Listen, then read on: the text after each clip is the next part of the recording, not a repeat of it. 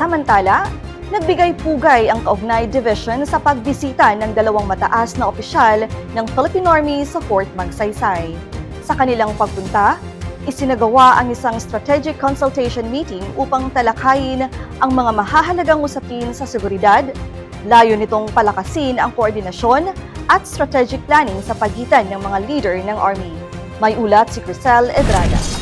Sa Fort Magsaysay, Palayan City, Nueva Ecija, muling ipinamalas ng 7th Infantry Kaugnay Division ang pinakamataas na antas ng pagkilala at respeto sa pagdating ng dalawang matataas na opisyal ng Philippine Army mula sa Training Command at Armor Division. Mainit at magkasunod na sinalubong ng mga opisyal at key NCOs ng 7ID sa pangunguna ni Major General Joseph Norwin Pasamonte, sina Brigadier General Lanon G. Babylonia, Deputy Commander ng Training Command, Brigadier General Charlemagne F. Batayola Jr., Assistant Division Commander ng Armor Division. Isinagawa ang seremonya sa harap ng gusaling General Antonio Luna noong 11 ng Marso na tampok ang arrival honors bilang simbolo ng disiplina, tradisyon at professionalismo ng Philippine Army. Unang binigyan ng parangal si Brigadier General Babylonia, kasunod ang high-level consultation meeting kung saan tinalakay ang mga training programs ng TRACOM para sa kasalukuyang pambansang seguridad.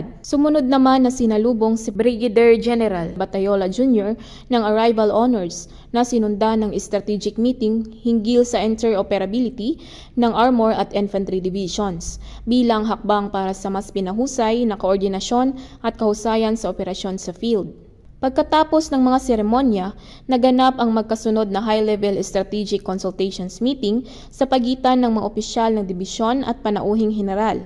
Sa pagpupulong kasama si Brigadier General Babylonia, pinagtibay ang mga estratehiya para sa pagpapalakas ng training at operational readiness ng mga kasundaluhan alinsunod sa kasalukuyang hamon sa pambansang seguridad. Kasunod naman sa konsultasyon kasama si Brigadier General Batayola Jr., tinalakay ang pagpapalakas ng koordinasyon at interoperability ng armored at infantry units.